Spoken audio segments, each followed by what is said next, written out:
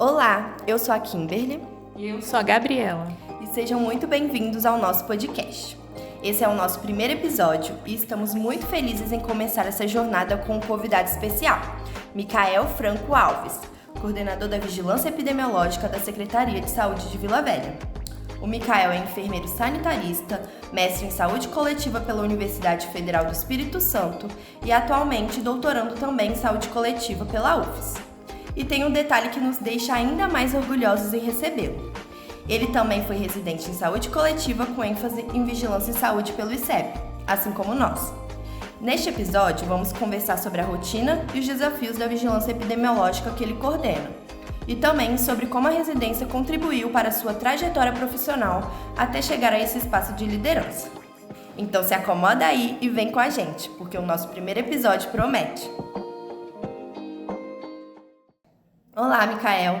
Seja bem-vindo ao nosso podcast. Estamos muito felizes em recebê-lo para estrear o nosso primeiro episódio, ainda mais falando sobre um tema tão importante.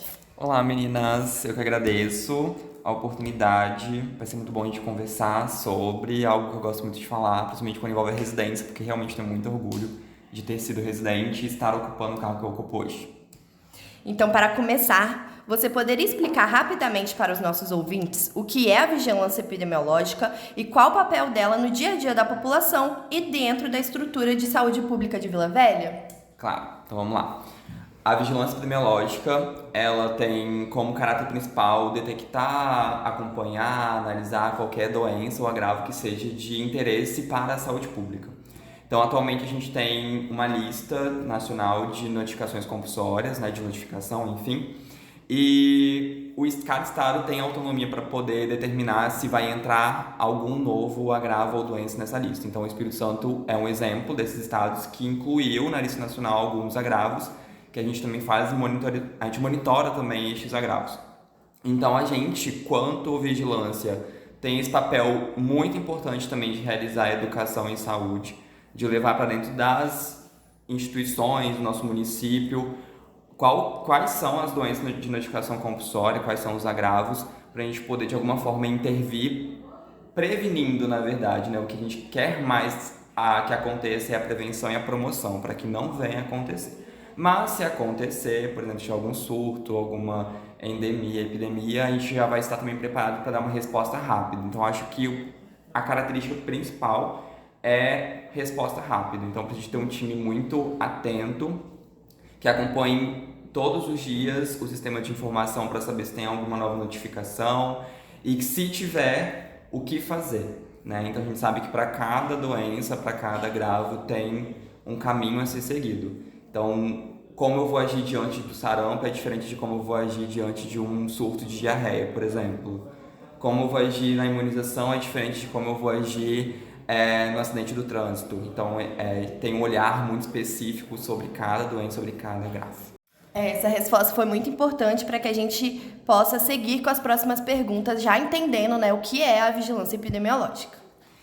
Como a coordenação da vigilância epidemiológica decide quais agravos devem receber maior atenção quando há múltiplas demandas simultâneas? Muito bom. Então, primeiro a gente tem que ter um olhar gestorial sobre a nossa equipe e o quanto cada um tem de demanda também. Então, quando eu assumi a coordenação da vigilância, eu parei para analisar qual que é o cenário atual de Vila Velha. Então, eu preciso conhecer muito bem, através de dados, epidemiologicamente, que a gente tem ali a informação através de números. Então, através dos meus números, eu tenho como ter um olhar diferente sobre o município e saber o que mais demanda. Então, por exemplo, hoje eu consigo dizer que Vila Velha tem uma demanda muito grande de tuberculose, tem uma demanda muito grande de atendimento antirrábico, tem uma demanda muito grande de violência, arboviroses, assim como o estado todo. Então, isso faz com que eu designe mais pessoas para atender essas doenças, esses agravos em específico. Não que os demais não sejam importantes, mas, por exemplo, casos de sarampo, Sarampo está em alta agora, porque a gente tem um risco de reintrodução. Mas a gente não tem o caso acontecendo no município, sabe? A gente tem suspeitas e tudo mais, mas a gente não tem o caso, Obviamente que quando um caso, se Deus me permitir, não aconteça, mas se vier a acontecer, vai dar um grande trabalho pra gente. Mas no momento não é o cenário do município. Então eu preciso ter esse olhar também quanto coordenação do que acontece mais no nosso município. E quem vai me dizer isso é a equipe, né? A equipe vai produzir informação, a equipe vai a campo, a equipe vai ter as notificações sendo pautadas todos os dias. Aí a gente faz um olhar, um diagnóstico sobre o município e se depara, né? Esse agravo demanda mais, esse demanda menos. Mas é muito variável, né? Igual hoje pode estar demandando muito mais esses, mas mês que vem pode vir aí outra coisa me surpreender. Por exemplo, o mês passado me surpreendeu muito a Mpox. Então a Mpox exigiu que eu desse uma atenção mais especial ao caso em si, por conta de surto e tudo mais. Mas a gente vai contornando e quando volta à normalidade a gente foca novamente no que mais acontece no município. Então, isso mostra, né, a importância de conhecer o município e continuar, né, sempre se atualizando. Quais as estratégias que podem ser usadas para garantir a qualidade dos dados que chegam aos sistemas de informação? Tá. Eu acho que, primeiro, eu tenho que ter um olhar muito apurado das nossas referências. Não gosto de falar minha, porque ninguém é minha propriedade, mas as nossas referências da vigilância, nossa equipe, eles precisam ter um olhar muito apurado de conhecer a ficha de notificação do qual eles são referências para poder qualificar essa ficha. Então, toda ficha que é notificada lá na ponta, em algum momento ela vai ser qualificada pela nossa vigilância.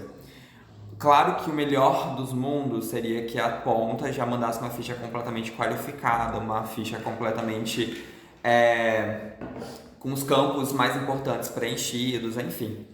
E a gente faz muito essa intervenção em capacitações, né? Em treinamento do sistema de informação. Então, geralmente, a nossa referência de sistema de informação ela vai até as unidades, vai até os hospitais para poder qualificar essas pessoas no processo de notificação.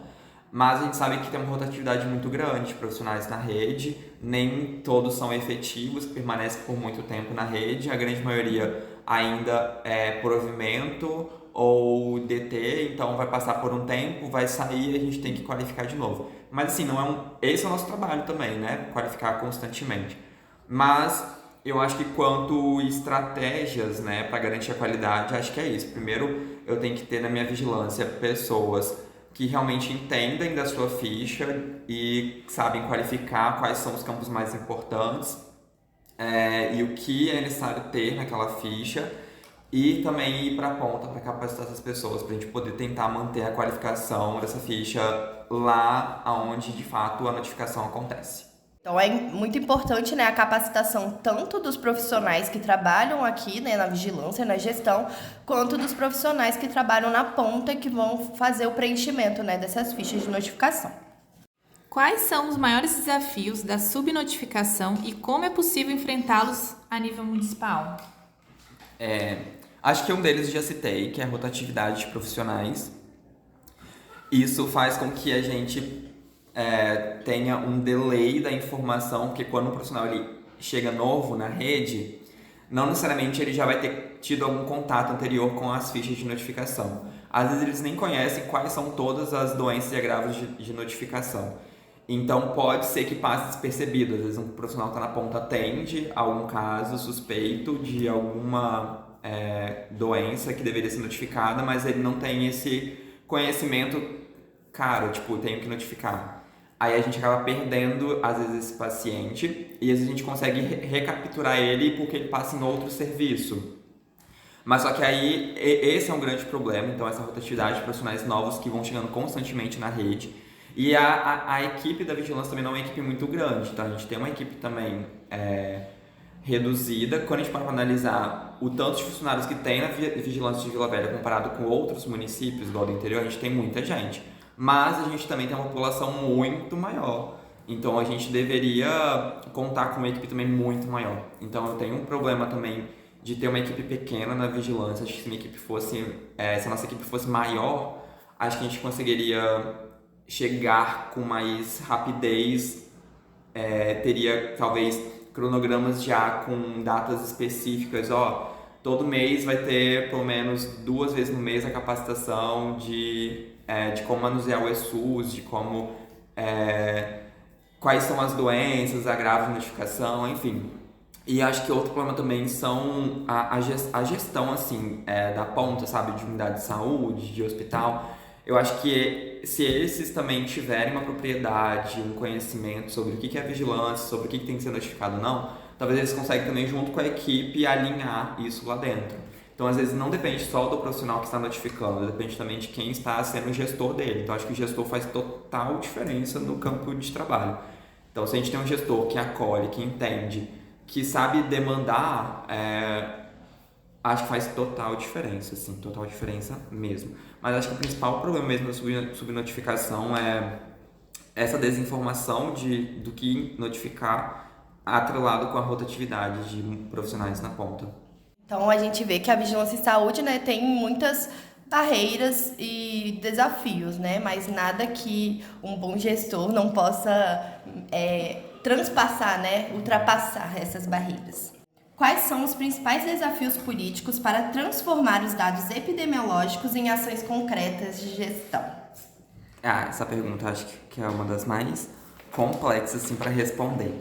Então, desafios políticos, a gente poderia citar, assim, quando a gente para analisar a questão de política atrelada com saúde pública, a gente tem realmente muitos problemas.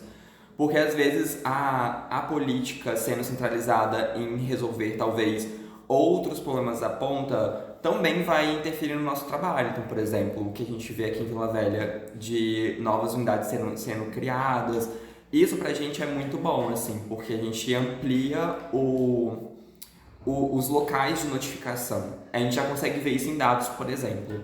A gente teve uma reunião, por exemplo, essa semana passada, sobre arbovirose, e a gente conseguiu ver, por exemplo, o quanto aumentou o número de notificação das arboviroses, mais especificamente de dengue, na região 4, porque inaugurou uma nova unidade de saúde naquele espaço. E só que a unidade de saúde ela já notificou um grande número de pacientes, que fez com que nossos dados melhorassem, assim, aumentassem, né?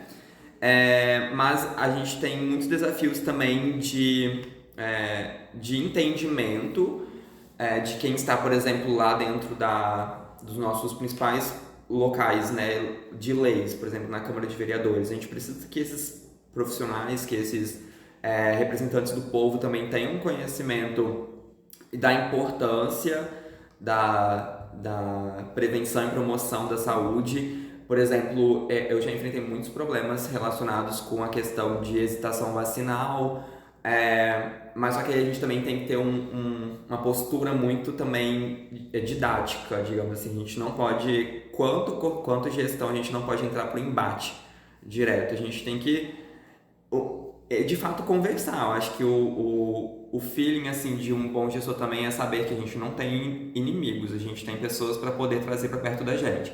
Então, a gente observa que a gente tem dificuldades dentro da Câmara de Vereadores, ou, enfim, qualquer outra questão política que seja envolvida, o nosso primeiro papel é tentar um diálogo amigável, né? Porque a gente talvez consegue convencê-los com a informação de qualidade, porque às vezes o que falta mesmo é a informação de qualidade. Então, a gente tem muitos desafios ainda, tá? A ser enfrentado, porque a gente realmente vive num país, num mundo em que cada pessoa tem um pensamento, tem uma visão sobre o que é saúde, sobre como agir, e a gente tem total dever de levar a informação de forma correta para dentro desses espaços também, para a gente tentar acabar aí com infodemia, principalmente questão de vacinal, questão de arbovirose também. Acho que a gente tem muito problema, às vezes também, de conversar entre secretarias. Às vezes a nossa Secretaria de Saúde precisa ter um alinhamento muito profundo com outras secretarias, que de alguma forma vão interferir no nosso trabalho também. Por exemplo, Secretaria de Assistência Social, que tem alguma coisa muito a ver com a violência. Secretaria de Serviços Urbanos, que tem algo muito a ver com a arbovirose, com a questão de locais abandonados, recolhimento de inservíveis, enfim. Então a gente precisa ter também essa conversa muito alinhada entre secretarias. Então, quando a gente consegue juntar diversos atores, a tendência de dar certo é muito, muito maior. Não tem como fazer saúde sozinho, né? Então, para grandes mudanças, a gente precisa de grandes parcerias. Como a vigilância epidemiológica se organiza diante de um surto em escolas, nos hospitais ou comunidades?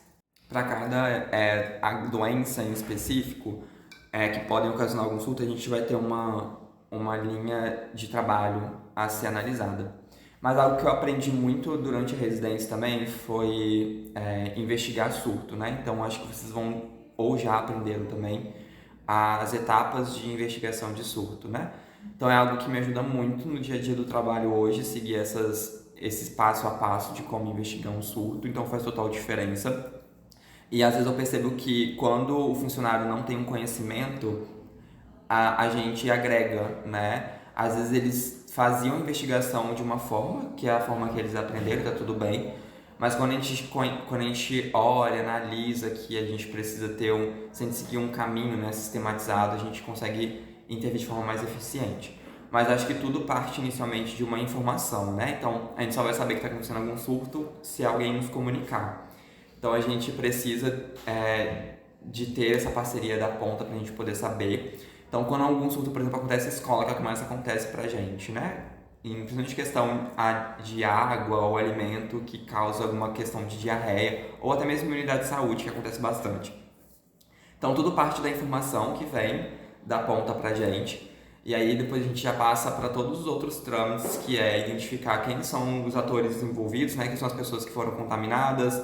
Aí a gente tem que ter um olhar diferenciado para a gente poder envolver também talvez outras vigilâncias. Então, por exemplo, se é questão que envolve água, a gente precisa envolver o Vigiágua, que está na vigilância ambiental. Se é alguma questão relacionada a alimentos, tem que envolver a vigilância sanitária. Então a gente também tem que ter todo esse olhar de trazer para perto da gente outras vigilâncias, para a gente poder ir para dentro do espaço, para a gente poder fazer as coletas. Quanto à vigilância epidemiológica, o mais importante é a gente identificar qual é o foco principal do surto, para a gente poder acabar com esse foco, né, com a raiz do surto. Então, eu identifiquei rapidamente que a água, então a gente já faz uma intervenção direta ali sobre a água, né? Mas quanto à vigilância epidemiológica, a gente já tem que ter esse olhar inicial. Olha, tá causando diarreia, pode ser água, pode ser alimento. Vamos dar um timer aí, talvez nessa escola, suspender as aulas, se for necessário, para a gente poder investigar melhor. Mas a gente também tem que ter um olhar sobre o paciente, acompanhar sinais e sintomas, acompanhar como está sendo a evolução desse paciente, se ele está hospitalizado, se ele não está. Então a gente tem tudo protocolado de quanto tempo a gente vai acompanhar esse paciente, a gente tem um tempo oportuno para poder fazer coleta de amostra também. Então, às vezes, mesmo que as etapas vão ser seguidas, tem um passinho para cada, às vezes pode ser que aconteça ao mesmo tempo tudo. Então a gente se organiza muito bem diante de um surto. O problema tá quando acontece mais de um ao mesmo tempo, né? Aí, filha, a gente tem que se desdobrar para a gente poder alcançar o espaço como um todo, né? A gente tem que, às vezes, demandar pessoas diferentes para poder ajudar na investigação. Mas, até então, a gente está conseguindo contornar, pelo menos o tempo que eu estou, né? A gente consegue contornar muito bem todos os surtos com organização, conhecendo as etapas, conhecendo o guia da vigilância, o fluxo de atendimento, a gente consegue, de fato, contornar facilmente. E não tem nada que a gente não consiga aprender. Então, não vou saber contornar de cabeça qualquer surto, não vou, mas se eu tenho conhecimento prévio de como que se inicia a investigação de um surto, facilmente a gente consegue ir atrás de informação e conseguir resolver de fato. Essa resposta foi super importante, né? Principalmente porque a gente teve tutorias sobre investigação de surto semana passada. Então é muito bom ver, né, as experiências na prática, assim, sobre como o conhecimento que a gente está tendo na residência vai ser importante, né, no na nossa caminhada profissional. Como enfrentar o desafio de comunicação em saúde em tempos de fake news sem perder a credibilidade técnica? Primeiro, a gente tem que ter uma conversa muito importante com o órgão de comunicação do nosso setor de trabalho. Então, por exemplo, a gente tem dentro da Secretaria de Saúde assessoria de comunicação, e aí a gente precisa ter um feeling muito importante ali com essa pessoa em específico aqui na nossa secretaria, que é uma pessoa só. Por quê? Porque tudo vai demandar dela. Então, por exemplo, tudo que vai ser postado em rede social sobre a saúde, sobre a vigilância, vai partir dela. Claro, com o nosso olhar técnico, né? Toda reclamação que acontece em rede social chega para a gente através dela. Então, eu preciso ter uma conversa muito alinhada. E a pessoa que também trabalha nesse cargo em si, ela precisa ser uma pessoa também muito mente aberta e fiel ao que uma pessoa técnica fala. Então, se eu estou falando que a vacina contra a Covid ela é importante, ela tem eficácia, ela tem estudos que comprovem, mesmo que o achismo dessa pessoa específico, eu acho que não é importante, você acha, né? Mas o que o Ministério da Saúde preconiza é outra coisa. Então, a gente vai trabalhar com publicações real. Então, a gente ter em um município uma rede do tamanho de Vila Velha. Então, não sei se vocês já olharam, por exemplo, a rede social de Vila Velha, quantos mil seguidores tem lá. Né? Então, depois vocês dêem uma olhada. Tem bastante seguidores a rede social da Prefeitura de Vila Velha, assim como do prefeito também, do município de Vila Velha. Então, a gente precisa que as pessoas que estão sendo altamente visualizadas publiquem informações de qualidade. É assim que a gente chega na população. A rede social está aí para isso, é assim que a gente chega neles. Uma coisa que eu faço muito também, todo post que acontece nesse canal da prefeitura ou do prefeito que tem a ver com a vigilância, às vezes quando eu tô com o tempo assim, tranquilo, eu vou lá e fico lendo os comentários, porque às vezes eu pego muito comentário de gente desinformada mesmo, e aí eu vou lá, eu mesmo, com o meu perfil, vou lá, não me identifico que eu trabalho na vigilância, mas explico assim, sabe, no SUS não é assim que funciona, acho que né, é assim, assado. Às vezes as pessoas vão receber muito bem a informação, às vezes não vão responder, ou às vezes não quer aceitar mesmo, mas enfim.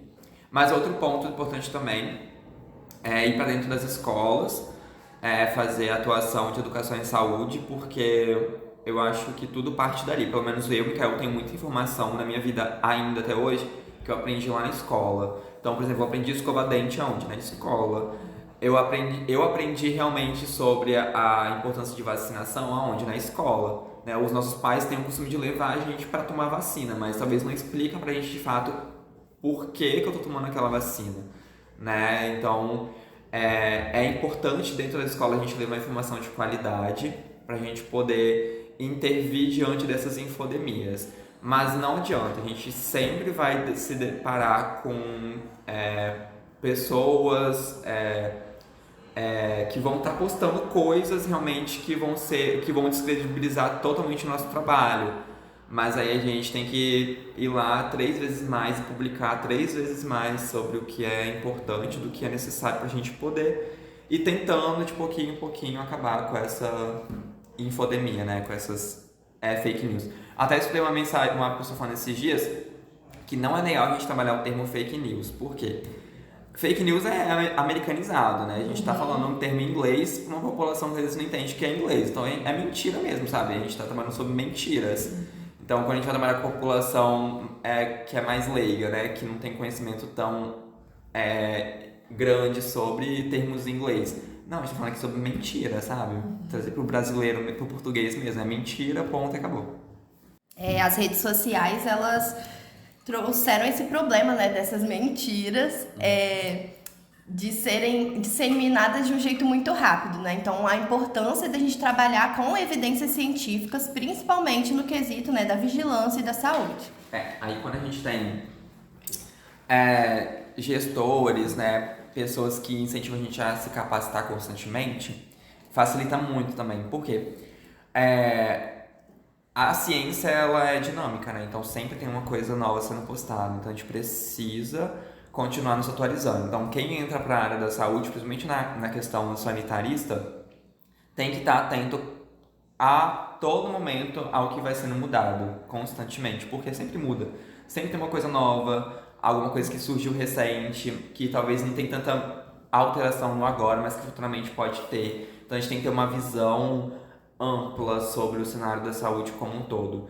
E incentivar quem está sob a nossa governança a buscar esse conhecimento, porque a gente precisa disseminar esse conhecimento, né? Então eu sozinho não consigo disseminar o conhecimento. Então eu preciso que eu tenha uma equipe junto comigo que me ajude a fortalecer essas informações, né? E isso é primordial. E como a residência em saúde coletiva contribuiu para a sua trajetória profissional até chegar à coordenação da vigilância epidemiológica? 100%. contribuiu 100% mesmo com a minha trajetória. Então, rapidamente, como eu fui parar na residência de saúde coletiva?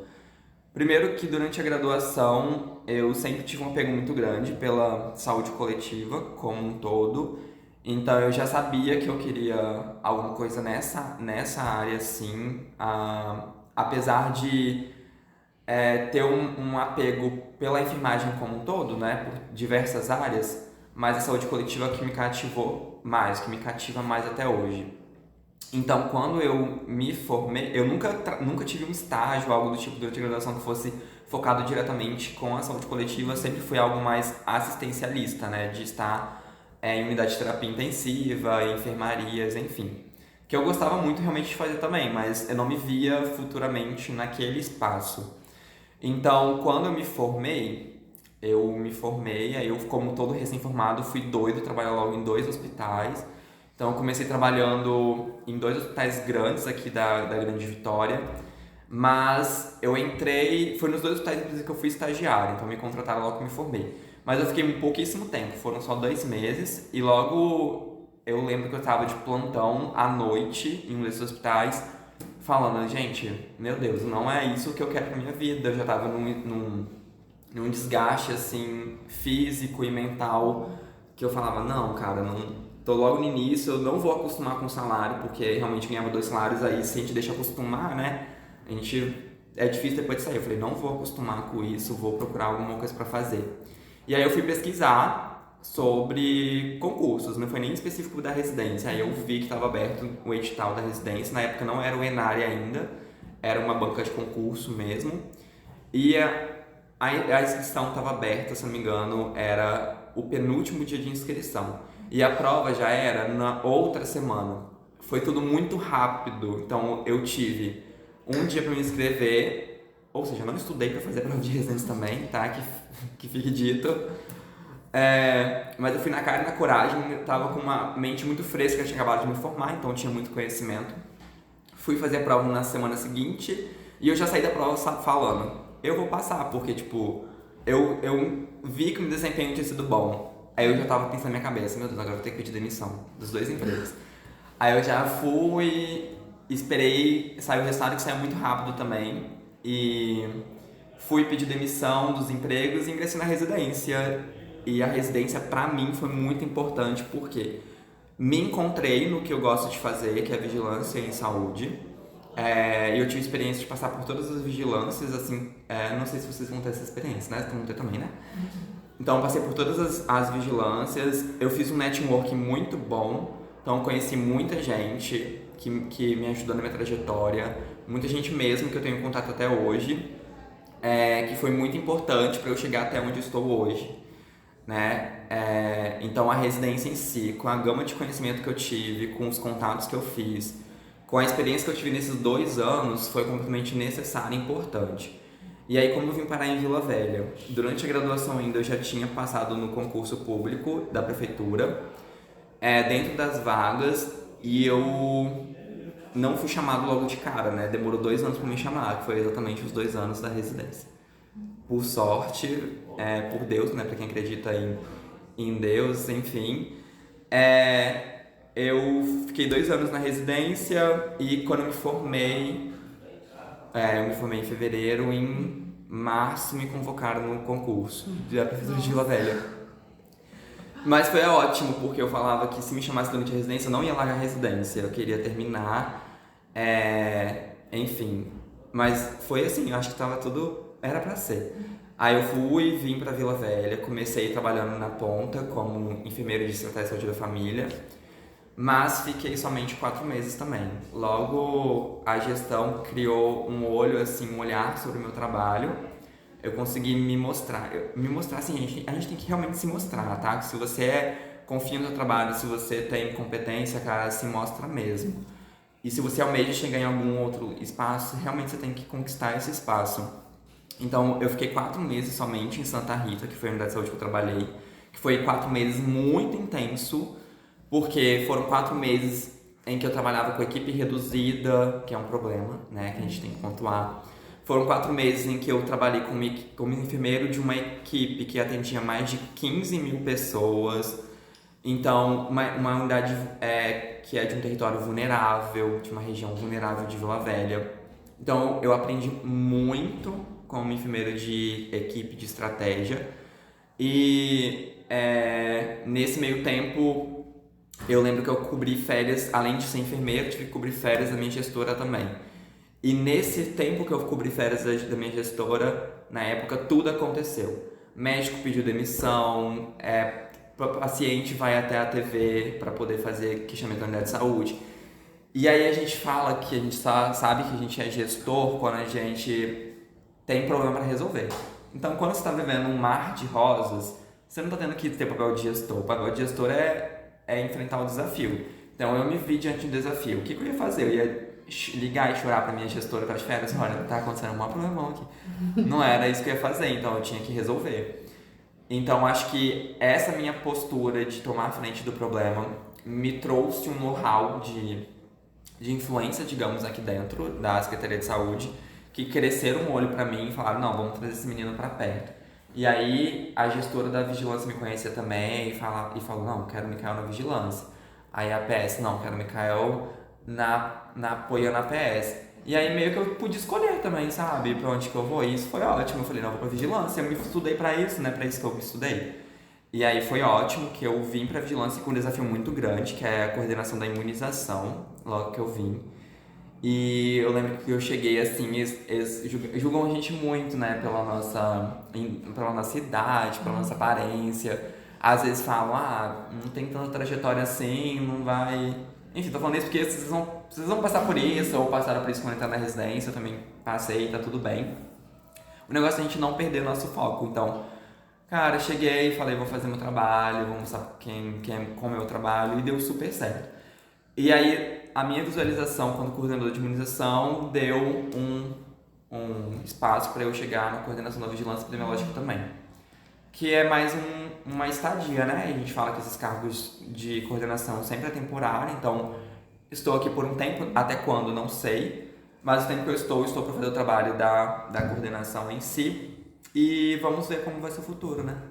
Estamos aí, expostos a outras coisas, mas acho que o meu perfil, quanto residência, assim, hoje descreve tudo que eu sou. Então, meus preceptores, meus tutores na época da residência, o campo de prática que eu tive foi fundamental para fazer eu chegar onde eu estou hoje. Meu conhecimento que eu adquiri durante a residência é essencial. Então, não me arrependo nem um pouco de ter feito residência em saúde coletiva.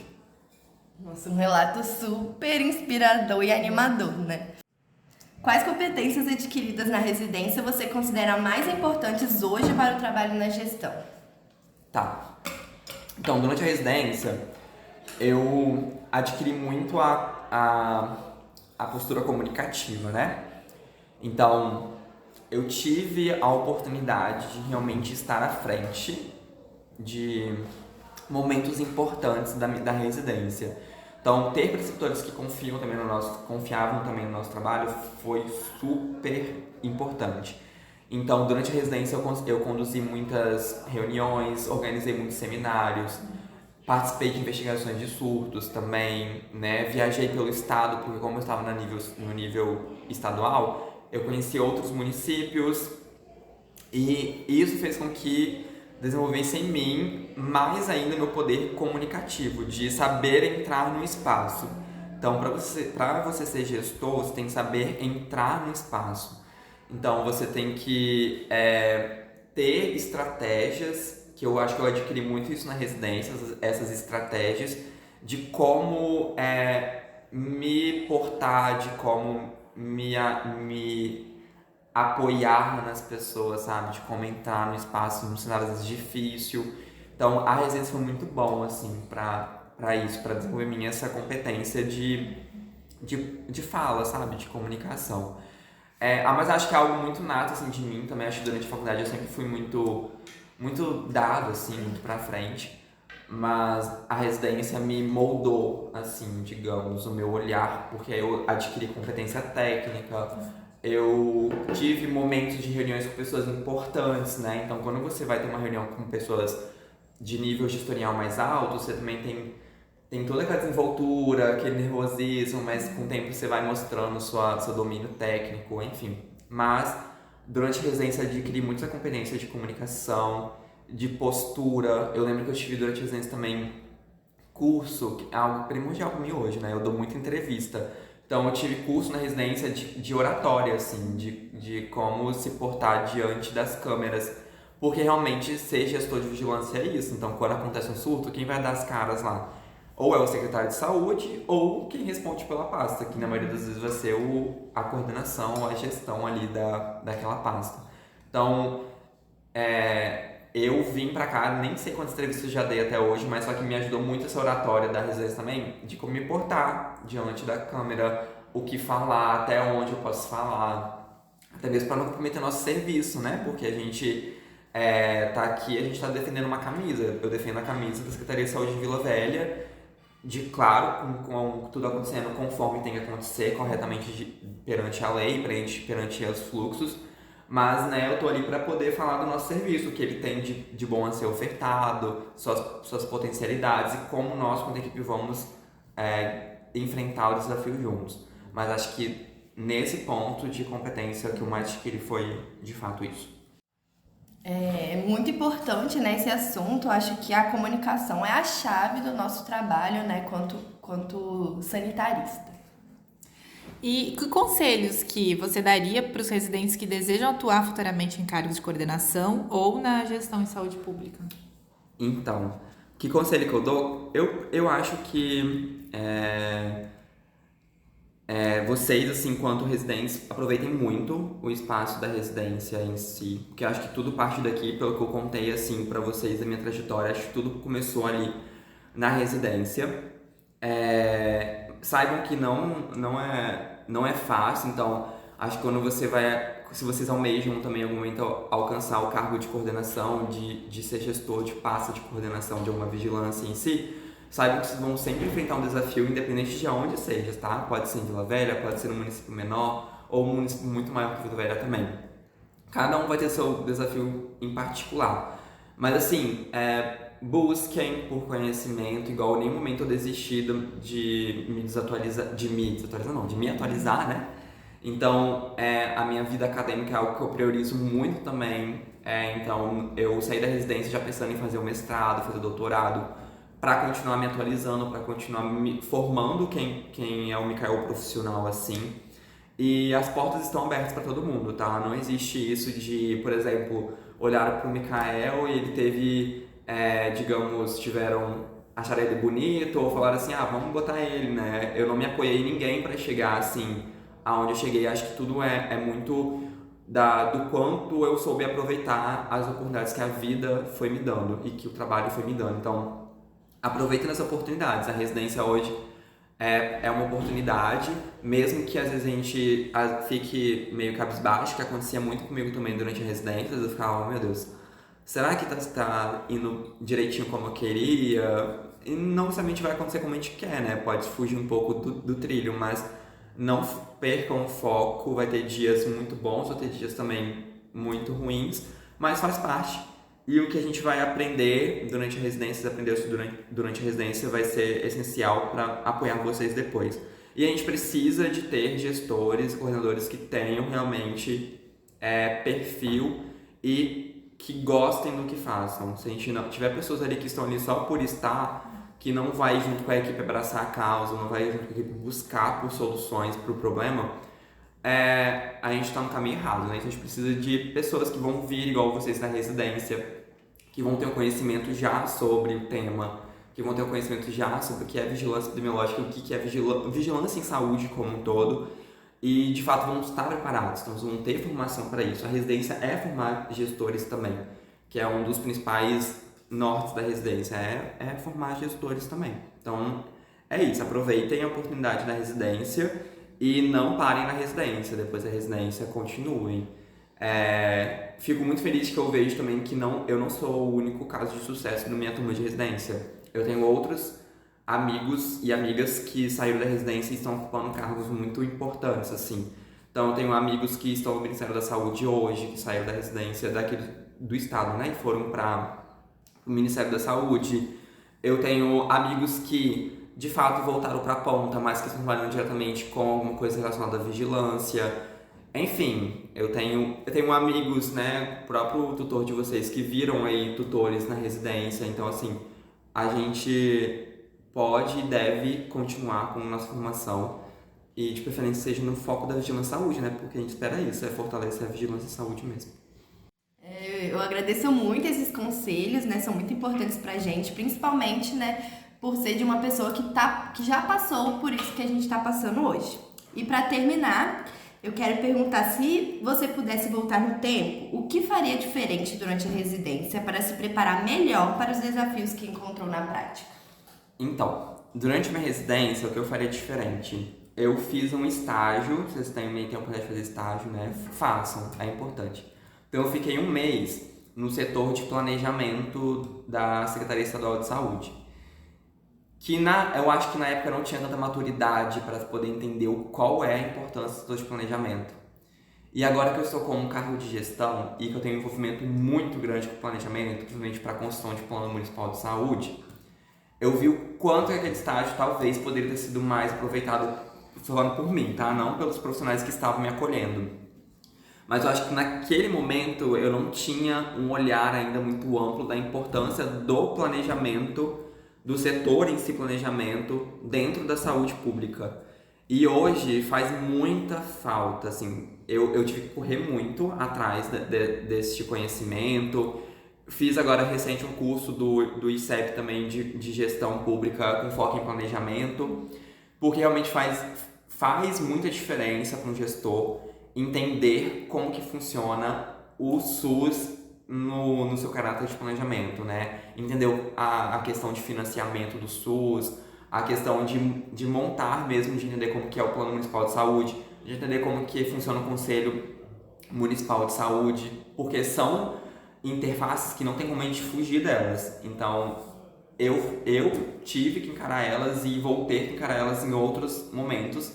E tá tudo bem, mas só que aí durante a minha residência, o campo foi assertivo, fazer um estágio no campo do planejamento.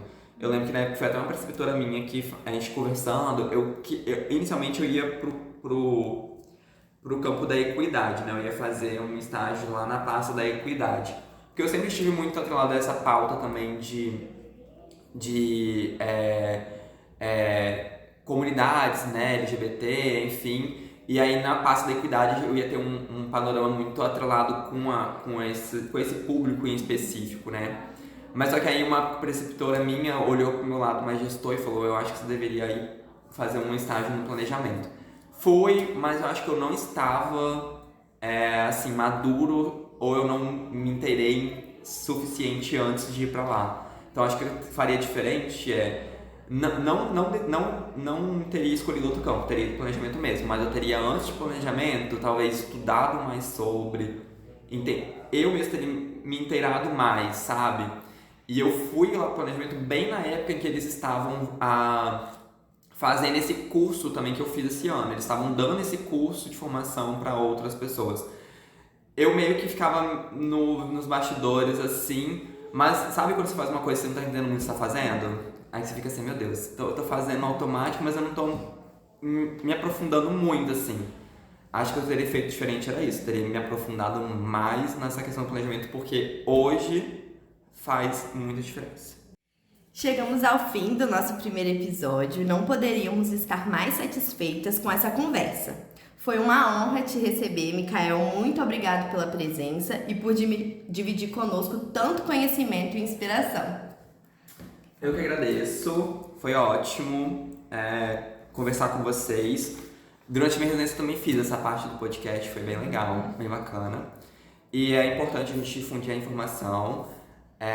Vocês sabem que podem contar comigo, né, que quanto coordenador da Vigilância Epidemiológica. Não sei de tudo, mas eu sei aonde eu quero chegar. Então acho que eu quero dizer pra vocês assim também é isso. Tenham em mente onde vocês querem chegar e foquem nisso, porque faz diferença e mostrem a potencialidade de vocês. Mesmo que seja nos mínimos detalhes, faz também total diferença. Muito obrigada, Micael. Foi incrível mesmo, maravilhoso. E A você que nos ouviu até aqui, nosso agradecimento especial. Esse é só o começo, ainda temos muitos temas e convidados incríveis para trazer. Fica o convite para continuar nos acompanhando nos próximos episódios. Até a próxima!